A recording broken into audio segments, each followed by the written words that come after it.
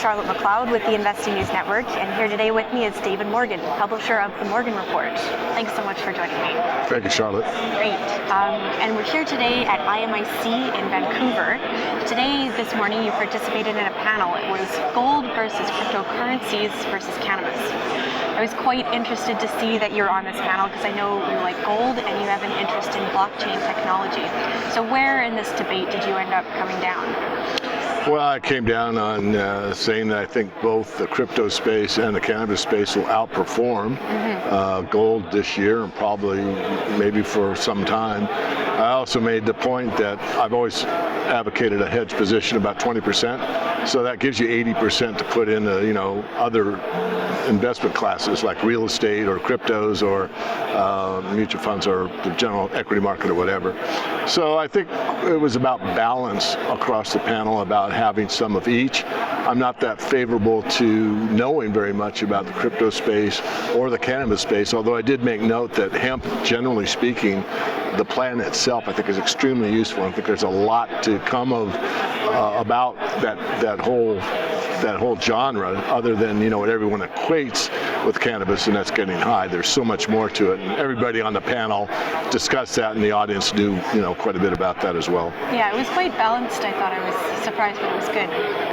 Speaking more about gold, which you definitely do know about, yesterday we saw gold go below $1,300 an ounce. Many see that as a key level for gold. So is gold in trouble now that we have gone under that price? I don't think it is. And 1,300, the commodities markets hate round numbers, but people use them because they're easy to remember. So 1,300-ish is kind of a support level, but not the exact number. And I think that gold is holding up quite well vis-a-vis the fact that the U.S. dollar has gone from 88 on the index all the way up to 93.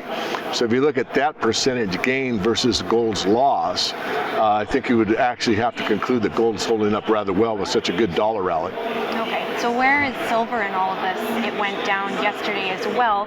What are the key price points for silver that investors should watch? Well, silver is at about an 80-to-1 ratio, which favors a silver investment over gold at this time.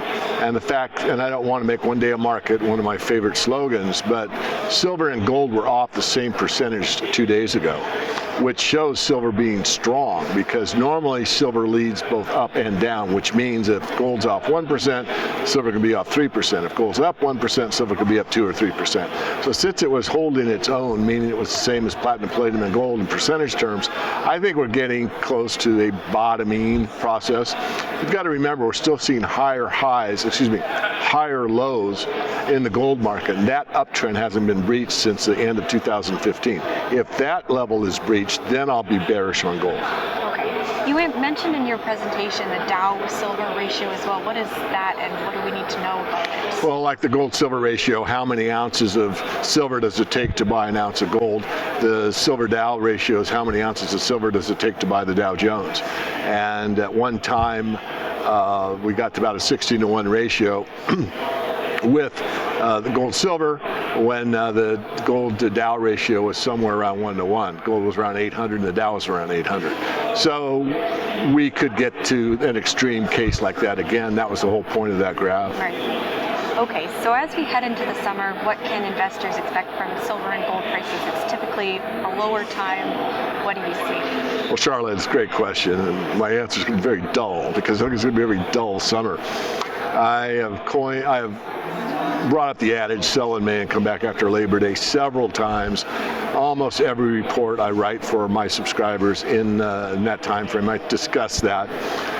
Historically, the metals don't do well in the summer, although we had a surprise in 2016 and silver did extremely well through the summer months. That's an exception, not the rule. So I expect more of the majority, which means not much happening this summer. Okay, but there is hope moving a little further on. You mentioned silver ending the year higher, maybe around $20. Yeah, third quarter is usually good for the metals, and I think we're going to see that again this year from like September, October on to the end of the year. I know it's fallen off at the end of the year several years in a row, but I think we're going to see a shift coming back into resources generally. And and I think we're going to see enough problems in the debt markets and probably the equity markets start to stumble again. And who knows where the dollar will be? I'm not sure, but probably lower. So I think we'll see a lot of impetus to go back into gold, at least as a hedge position.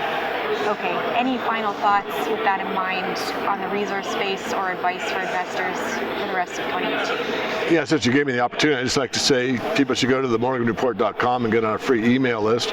We discuss currencies, the metals, the general equity market, and just about anything to do with finances and resource stocks. Okay, well, thanks so much for coming today. It was great. Once again, I'm Charlotte McLeod with the Investing News Network, and this is David Morgan of the Morgan Report.